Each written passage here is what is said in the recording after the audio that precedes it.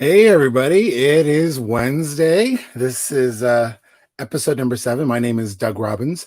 I am a local wedding celebrant, entrepreneur, special events guy, and just all around curious person. And I'd like to welcome you to this episode of Engagement.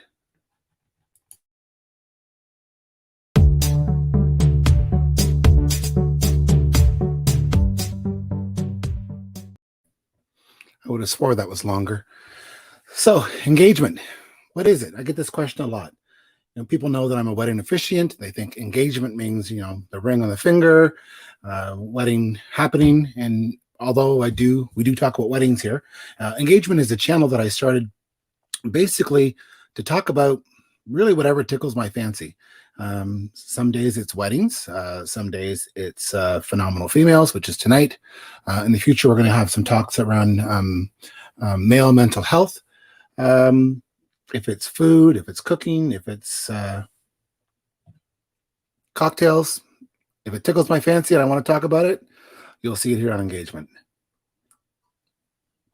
So right now, we are doing Phenomenal Females. And, there's a lot of Phenomenal Females, and they really mold our life. I know I was molded by these two Phenomenal Females to start. That's my Nana Myrtle, my mom. And then the person who picked up the slack after that is my lovely wife, Andrea, who, continues to deal with my socks on the floor and etc. So I realized that we're all molded in some way by phenomenal women, and they're all around us. So I'm really pleasured to be able to talk to some phenomenal females that are around me. Whether I know them or not, they might end up being on here. Tonight, our first phenomenal female, we have two tonight, is Marjorie Crew. Marjorie is a phenomenal person, and I can't wait to talk to her. We always have a good laugh, a really good giggle. So without any further ado, here's Marjorie Crew. Hi, Doug. Hey, Marjorie, how you doing? I'm doing well. How about you? I'm better now. There's a reason you do checks. Yeah, you never know kind of technical difficulties you're going to have, or stupidity. So I think in the last year, one of the most uttered words would be "You're muted." You're muted. So yeah, I was muted, and I've done stupider things, but nonetheless. So, Marjorie, a little bit about engagement that I don't always tell people, but it's really important to know that it's supposed to be a safe space. It's a place to talk. It's a place for me to be inquisitive. It's hopefully a place for people to get maybe educated, maybe a little less ignorant. Really, that's the best word for it. So we like to sort of have a chat here and maybe have a drink and have a giggle. We've already had a lot of those to start, so we're off to a good start, right? But it's a non-political place. Politics is a very busy thing. It can get muddy, it can get mucky. So, and I'm not a big fan of politics, so we don't have it here because it's whatever tickles my fancy, and really, frankly, politics doesn't tickle my fancy. You know what it's like. Yep. But we are typically try to be a safe place to talk about things and learn a little bit more. So even though we don't talk about politics, I know you are in the political realm. So I'll give you, your 30 seconds to say a little bit about politics and all of that kind of fun stuff. 30 seconds. Politics, that's not where I started, and that's not where I planned on landing, but I guess I got into politics based on my community activism, and and my father-in-law, of course.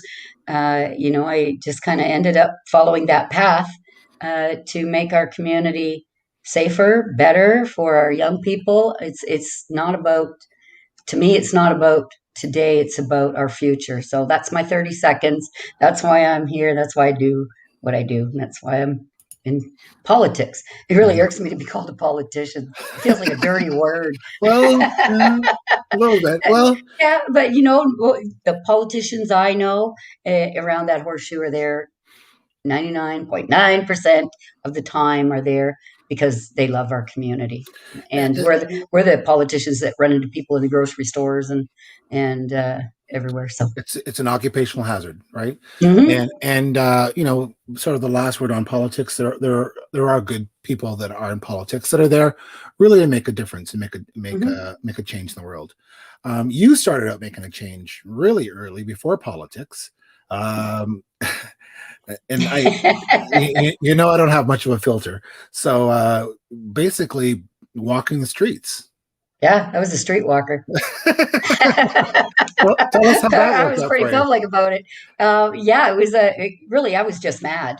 We had, my husband grew up here and I was raising my family here and we bought a house here in our neighborhood and it had taken on a change that wasn't a positive one. So out of anger and motivated by that and wanting this to be a safe place where we could walk, our kids could walk, our friends and family could be out in the street safely and in our community and changing all that negative behaviors that we were faced with that was really threatening at that time. Well, they say it takes a village, right, to raise a Absolutely. community, and you pulled your village together to go out and make a difference through Eastside Pride, and Mhm. you did that for over 20 years.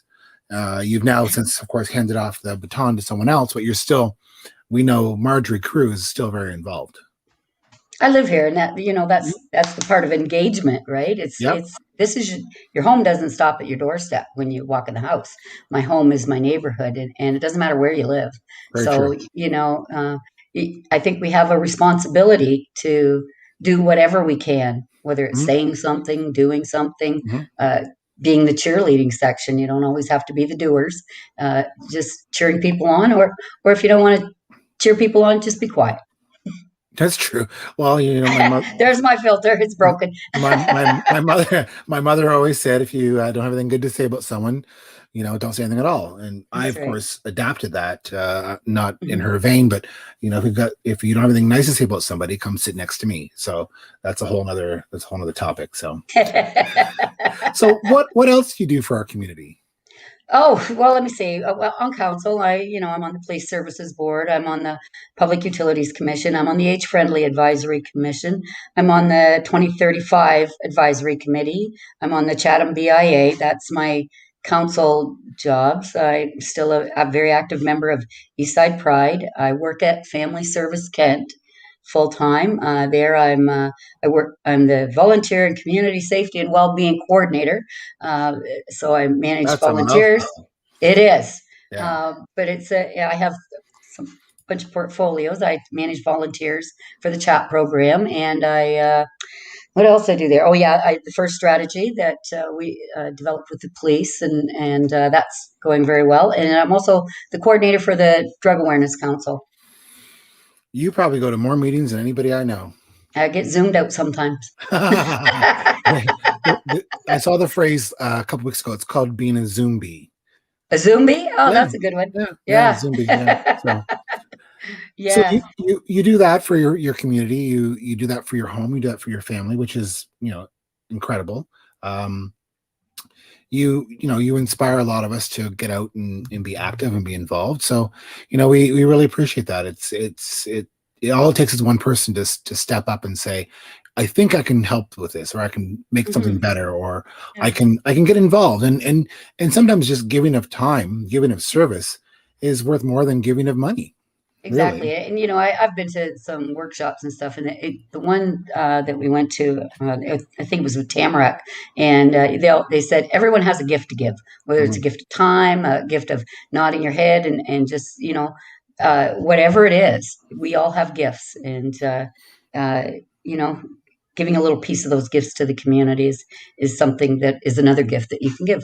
Yep, very, very true. Mhm. It's good to be able to give back in some way, shape, or form. So yeah. Talking about, what doing things in the community the last year, and I think we've all had this that we're missing, the connections that we usually have, like Mhm. just being out in the community. We are not out like we're normally out as counselors, even, right? And we're not out as we are, like with Eastside Pride. We're just not outside as much, and so it's taken its toll mentally, physically, and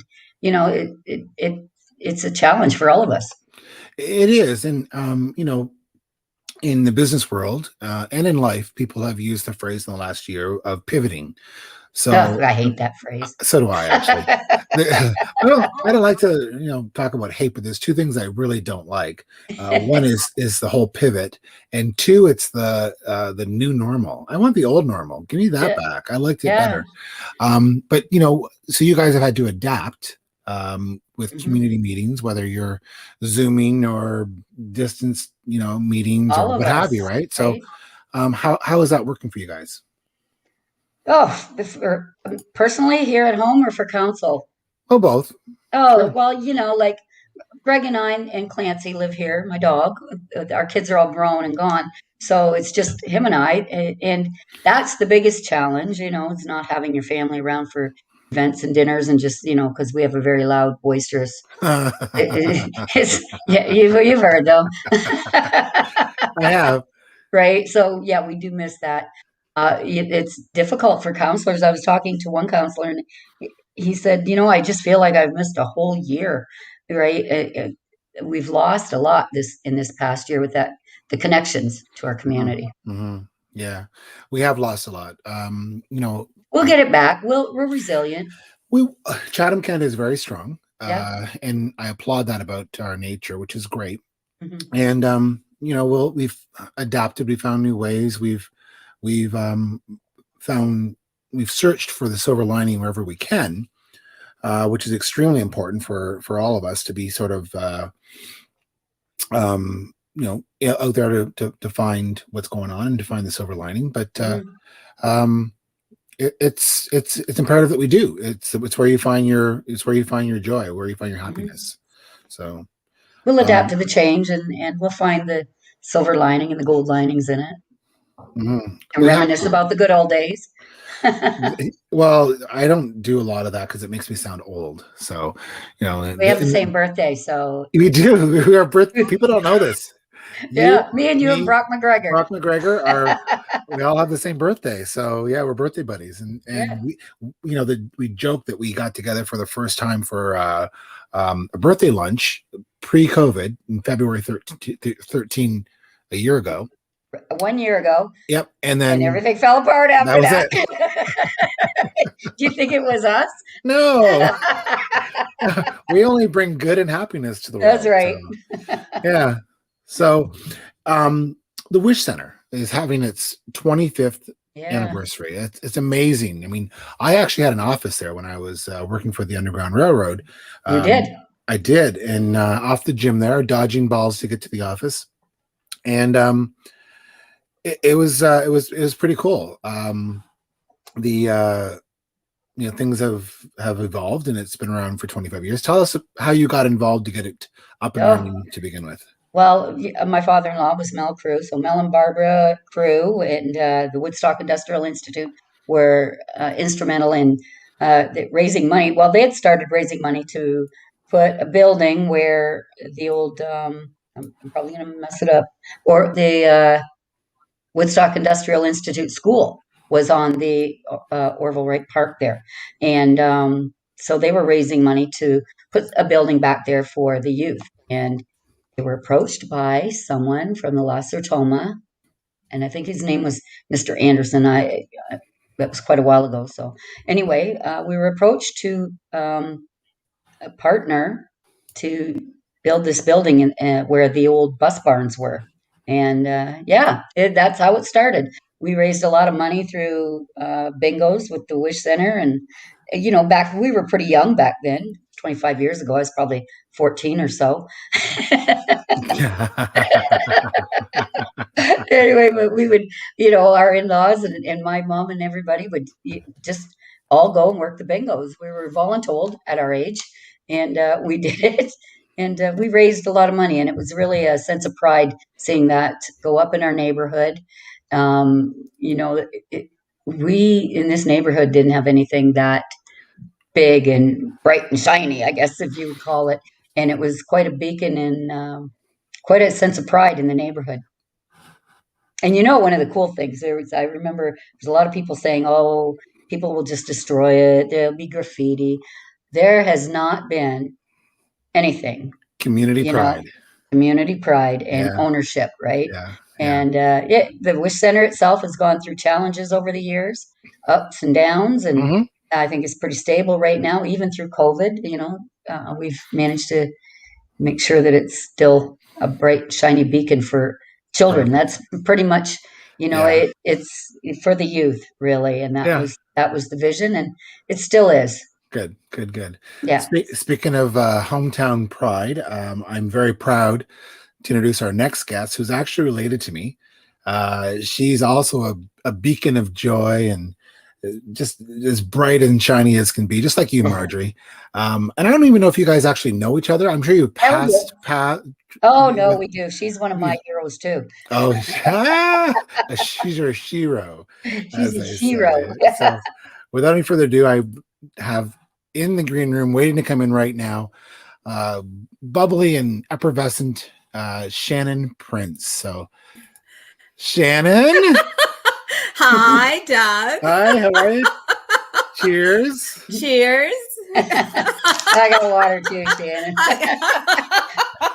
Hi, Marjorie. How are you? I'm good. How are you? Good. Good to see you. Yes. I had to do what you said, Doug, to read.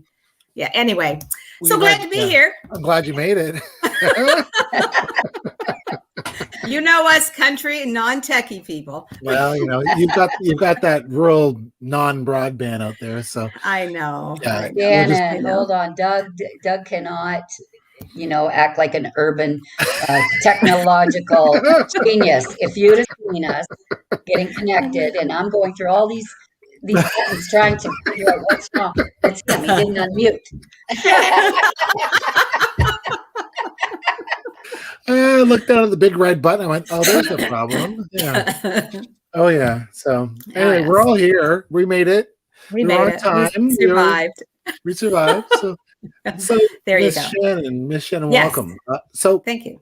A little bit about you. Like we go way back, not only because we're related, but because we worked together years ago for the Underground Railroad. Yes.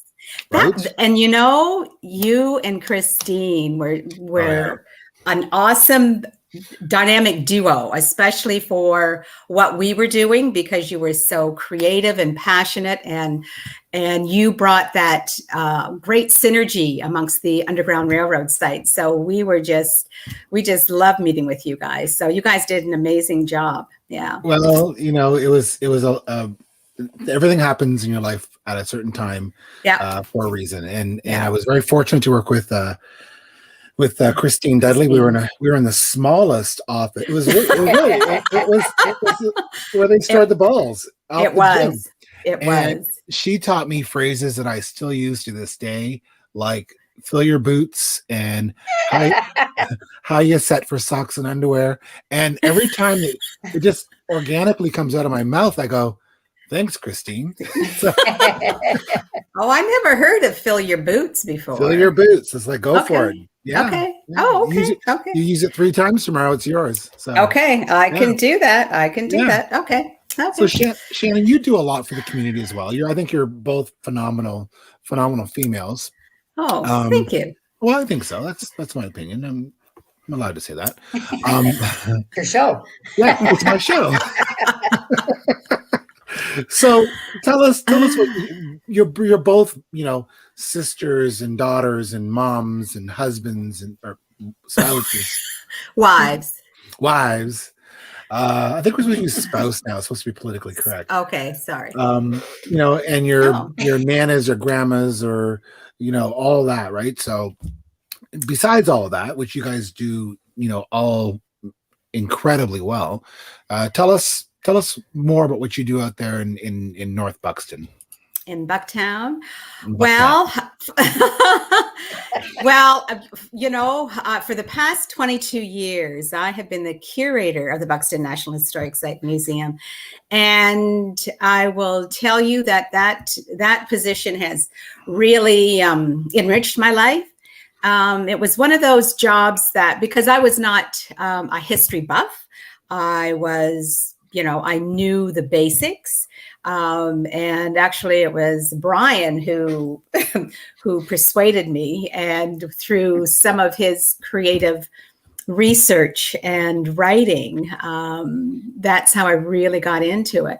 And because, I tell people that, we have a piece of the story. Everybody has those pieces of the story. So when you can put all those pieces together and make one great, big, amazing puzzle, and everything comes together. So to share that story with people who weren't familiar with, slavery in Canada, or even Buxton or Chatham or Dresden or wherever. So it's really been an honor for me to do that, and to share some of the family stories. And, you see and you meet different people coming through the museum, going to different conferences. So it's really been a blessing for me. And you've been all over the world doing talks. No, I wouldn't say all over. Well, still have some places to go. Wherever a train will take you. That's right. Or a car.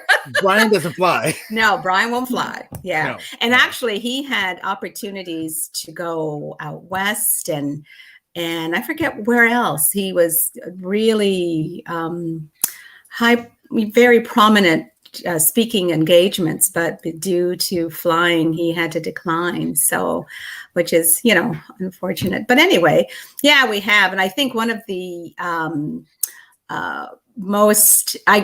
several that really come to mind, Brian and I and the Karen Schuster singers from London, we did a mini program for Michaëlle Jean when she was Governor General, and we had a little reception with her afterwards. So that was a very, one of those, oh my goodness, momentous occasions. We went to the Smithsonian. Actually, Brian's. I was backup. I was the cheerleader at that one. So we've been really fortunate to go quite a few places to meet different people that are, really kind of cool. That's cool. You've had great opportunity to get around and see a lot of people and meet a lot of people. And I was actually fortunate to tag along with you to meet yes, our dearly departed Prince Charles. Yes Prince Philip. Wow. Prince Philip. Yeah. I got excited. Don't get rid of Charles yet. No. Man, he got a couple of more years on. Hopefully, a little bit of tread left. Yeah. Okay. Ask Camilla. Yeah. Oh, sorry. Yeah, that was, I was thinking about that the other day when about the passing when he passed, and I thought, man, that was a wonderful event to attend. And again, you and Christine had organized that whole scene, if you will, and she was played Queen Victoria. And we had it was really, really good. And I'll never forget, because we didn't know where they were going to be walking to visit different different organizations. And then we caught wind that they were coming to check on the Underground Railroad Black history. And we were like, ooh. And then suddenly we made friends with everybody. I'll never forget. Tim Hudak was one of them. I know. Yeah, we were best buds, coming to check out these sites. And now we've got all these people like, wow, these different ministers from wherever. And now because they heard that they were coming to visit us. But they ended up visiting the dogs across the way. But we could see, we got upstaged by some dogs. I know. Yeah. Because they have dogs. And so she was very so that was that attachment. It's like, oh Yeah. God, but we were close. We were close. We were very close. I know. Yes. Yeah, that was Yes. exciting. That was It a long haul, but it was exhilarating, and we were as close to her as as anyone gets, really. Oh, I know. Inside the circle, inside the bubble. Yeah, in that little bubble. Yeah, that was quite cool. exciting. Yeah, it was. So you have other big news as well. I got my vaccine. Me too. Yeah, I did. Yeah. I know. Woohoo! That is big news. We encourage, if you can get your vaccine, please do. Yeah. But you have other big news. So I know this is in the bulletin, so it's got to be true. We're gonna have to start. Am I gonna have to start calling you Dr. Shannon, Dr. Dimples? No, that's quite all right. Dumpling, Dr. Dumpling. Dumpling will be fine. Dumpling. Yeah, there you go. Congratulations on the announcement. Want to tell us a bit about it? Thank you. I was awarded, or I'm receiving, a honorary doctorate in laws from University of Windsor. That's supposed to happen at the end of this month at the convocation, but I got an email last week, so it might be due to the lockdown. I think it's going to be virtual now. Initially, it was supposed to be in person, and weather permitting. There was going to be immediate family that could be invited to attend, but now I think it's going to be just virtual. But I was shocked. I was stunned. Wow. It was. Yeah, Congratulations. That's awesome. Thank you. I couldn't believe why or who would do something like that. And go ahead. The important question here is, as a Dr. Shannon Prince. Yes. Reverend RD. Reverend Ron, yes. Yeah. Can you write prescriptions? No. Oh, you have a bad back, do you? I got the glaucoma.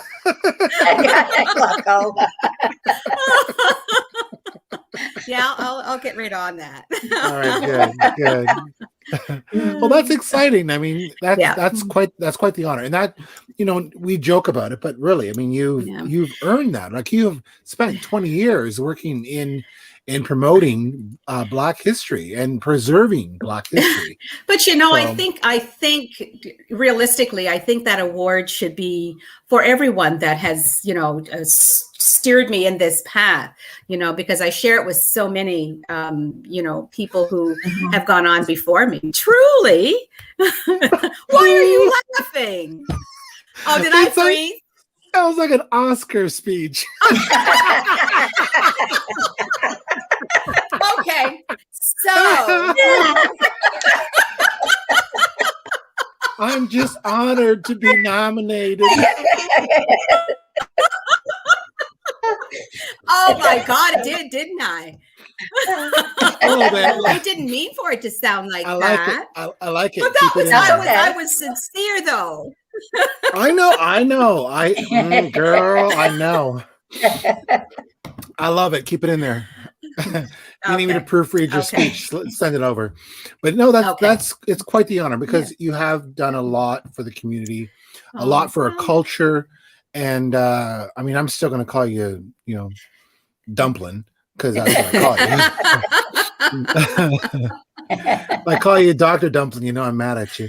So DD, that's not good. DD, not good at all. No. So no. In the respective time, I sent you guys some questions, and I don't normally send out questions because I just want this to be. I just love this to be a chit chat, right? Again, it's conversations that I want to have, that I think are important, that are archived through Facebook and YouTube.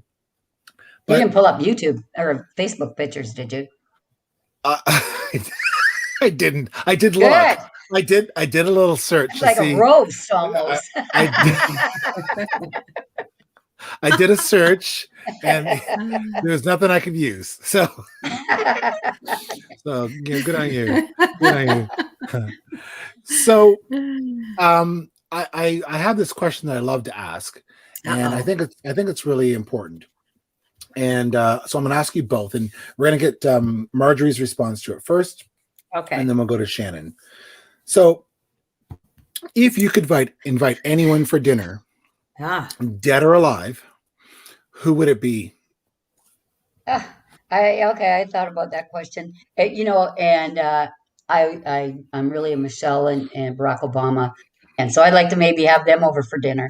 But having gone through this last year, I would just love to invite my whole family over for dinner, and it'd be a big rib barbecue with some macaroni and cheese and beers and stuff, and with any of them. Michelle Obama wouldn't be able to do her healthy eating here. All right, that's true. I think that is a phenomenal answer, because we haven't, and I as you guys know, I cook a little bit. A little. We're seeing it. And so when you cook for someone, you have them in your home. It's sort of the ultimate gift, really, because you for me anyhow, I toil over what I'm going to make and find out if there's any dietary restrictions, and then I plan the meal, and I shop for the groceries, and I cook the meal. And it's the whole process, isn't it? It is. Like it's a real make you think. Yeah, it is. Yeah. It is. So when you have someone to your home, you cook for them because you love them, you care about them. So for Marjorie, for you to say your family, because of what we've gone through, is phenomenal, and it makes it really hard for Shannon's answer next. No, it's not, because that's what I was going to say. As many of my descendants that I could get around this table that have gone on, my great-greats, my grandmothers, all of those people. Wouldn't that be awesome? Yeah, to have them sit around the kitchen table and share the stories that we do now, just to see what was happening. I think it would just be so interesting to have their perspective on how they were seeing things. They might, what would you believe what would be happening 20 years after you were wherever you were? And yes. And I too would probably cook. I would probably cook, I would do some collards and some crackling and some yams. Cornbread and some cornbread, things that really would resonate with everybody, and and to take them back to that time when this was not a luxury, but this was just what they had daily. Very true. We often sit right now, like we're sitting alone a lot, and we say, what do you think Uncle Gene would think about this shutdown, or how do you think Mom and Dad would react? Well, they would be they'd be cussing and carrying on, and you just try to picture them going through this, because how it was alarming when we first started, and we were thinking, oh, thank God they don't have to go through this, but then we kind of chuckled thinking how they would react to it. It would be loud. It would be very loud. So a question, I don't think I sent this question to you. It's sort of my in the pocket question. And this time, I know, right? Oh boy. We're going to start with Shannon. We're going to start with Shannon. If Shannon's still there, she's in and out. So the question is, what would you tell your 15-year-old self if you could? My 15-year-old self, if I could, to listen more, I think, because when your elders would say something to you, it would go in one ear and out the other. Because when you're 15, you don't really pay attention, because you know everything, and what do they know? Because they're old.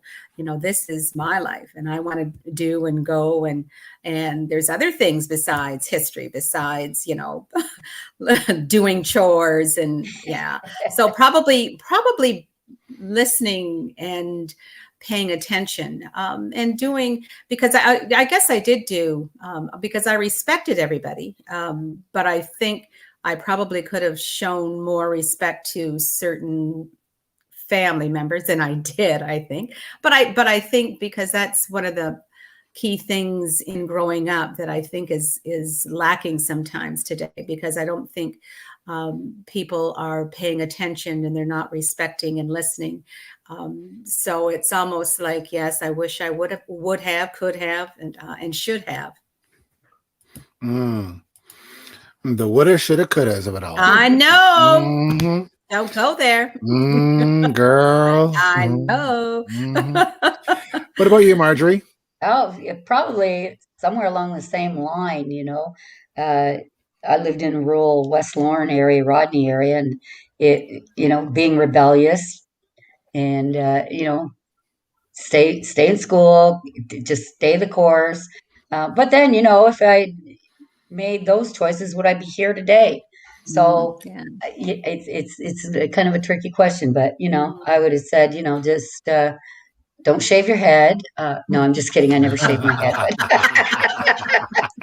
But you know what? Be patient, listen. But you know, it's difficult when that age is really difficult, you know. But yeah, same thing. Just listen more, pay attention, and respect. But Wow. yeah, It's a lot of sage. yeah, it is a lot of stuff. But I don't advice. think our kids are no different today than they. I think. Well, they have. There are different challenges, but you know, you see the same thing. It's like they'll be okay. They'll be okay. It's only hair, right? Yeah, just hair. It'll grow back. Yeah, they'll be all right. Or not. Yeah. Yeah. Or not. Or not. Yeah. They'll be sorry when it falls out. Just go with it.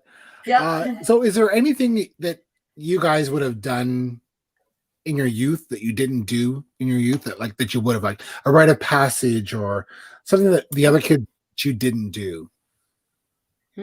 Marjorie? Oh, I don't know. When I was young, I didn't go to a prom, but I wasn't asked either. So I don't know. Maybe that was why I got so angry. I don't know. When I was sounds like we need to throw a prom for Marjorie. We had a great childhood, really. Like, we were poor, but we didn't know it. So, you know, like we had horses and animals, and you know, we had it pretty good, really. Yeah. Till somebody said, "Well, why are you doing that? Are you a pig farmer?" And make it sound like a dirty word, right? Well, yeah, pigs feed people. Yeah, that's right. That's right. That's where the bacon comes from. I don't have any. Yeah, I don't have any regrets. Yeah, good. Nothing. Good. Yeah, it's character building all the way. Yeah. Very true. Very true. What about you, Shannon? No, I don't either. I don't really have anything that I wouldn't do. Yeah. Regrets really don't or shouldn't take a place in your world. And if they are, hopefully there's something like frivolous or stupid, right? That you know, I didn't get a perm, or I think for me it was I never ever once. I grew up in Dresden. Shout out to LKCS, and I worked hard for every grade, so I didn't skip school. I didn't go booze cruising as a kid. I didn't do any of that because I had to stay in. First of all, Dresden was a small town.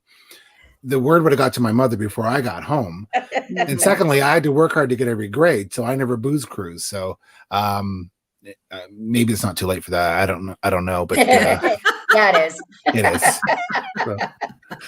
So anyway. You know, as always, these conversations are always great to have. They're always a lot of fun. They're always somewhat revealing. And I'm really glad that I pulled the two of you together for this talk today. And we had some laughs. We had some drinks. And we got to know a little bit more about who we are and what we do and how we've helped our community. So I want to thank you both for everything you've done for Chatham-Kent and your community around the globe. Because a lot of you have reached far and wide beyond just Chatham-Kent. You may not realize it, but you probably have in some way, shape, or form, especially in this digital age of connecting, right? So thank you for all that you guys do. And we'll keep having talks with phenomenal females.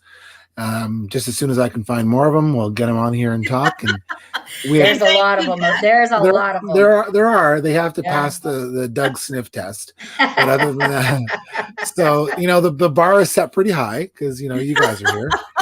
So it's And we have other topics coming down the pipe as well. This is our 7th episode of doing this, and it's been an absolute blast. Yeah. And I'm surprised when people don't know that I'm doing this sort of covertly behind the scenes here. So again, thank you very much. You guys have been have warmed my night, and that could be the vodka though too. I don't know. It's probably the vodka. Yeah, it is a cosmopolitan. I gave Shannon a recipe to make one tonight, but she didn't do it. So this is in honors of Shannon, who likes my martinis when I make them. So, I do. Yeah. Nice. So, and thank you, Doug, for doing what you're doing, for all of your contributions as well. You are another important, figure within Chatham-Kent that has dedicated, your talents, sharing with others and enriching lives as well. So thank you. Yeah, and he's very enthusiastic about it too. So it's always easy. But thanks, this is really cool, Doug. And it's really neat to be together with Shannon because I haven't seen her in probably. I haven't seen you forever, Marjorie. It's been a while. I know. Right? Wow. Yeah, it has. Pretty soon, maybe in the fall somewhere. Hopefully, we've got our vaccines. Nice. We're moving along. Moving along. Get those vaccines when you can. Yeah, for sure. So again, thank you very much, and thank you for tuning in to Engagement tonight. And we'll talk to you guys soon. Bye. Thanks,